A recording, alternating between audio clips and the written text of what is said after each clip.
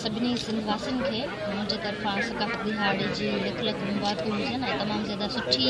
काविश आहे रही आहे सिंध टीवी नेटवर्क जी जंहिंमें डॉक्टर अब्दुल करीम राजपत साहब जी ऐं उनजे पूरे सथ जी ऐं इन खां अलावा सिंधी मीडिया खे जिस हुजे जन कल्चर डे खे उजागर करण जे लाइ हर साल हू तमामु ज़्यादा सिंध में मुख़्तलिफ़ प्रोग्राम्स कराइनि था, मौज कचहरियूं कराइनि था ऐं इन सां मां सम्झां थी त सिंध जे माण्हुनि में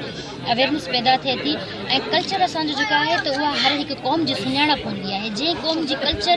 ऐं ॿोली न हूंदी आहे मुंहिंजे ख़्याल में त हू क़ौम ॾींहों ॾींहुं जेको आहे त पोइ ते हली वेंदी आहे। सो असांखे पंहिंजे कल्चर सां तमामु ज़्यादा प्यार आहे, असांखे पंहिंजी टोपी ऐं अजरक सां तमामु ज़्यादा प्यार आहे छाकाणि असां टोपी ऐं अजरक खे असां फ़ख्र सां पाईंदा आहियूं छाकाणि असांजी जेका सकाफ़त आहे इहा 5000 साल पुराणी सकाफ़त आहे ऐं असांखे अॻिते बि इन सकाफ़त खे उजागर रखिणो आहे ऐं इनशा ताला असां सभु सिंधी इन ॾींहं ते अज़म करियूं त असां इनशा ताला पंहिंजी सकाफ़त खे पाण संभालींदासीं ऐं असां इन जी ईंदड़ नस्ल ताईं असां पंहिंजो इहो ई पैगाम ॾींदासीं त असांजी जेका 5000 साल पुराणी सकाफ़त आहे असां उनखे अञा वधीक मज़बूत तरीक़े सां असां उनखे मल्हाईंदा पिया अचूं ऐं पूरी दुनिया खे असां ॿुधायूं था त असां सिंधी कल्ह बि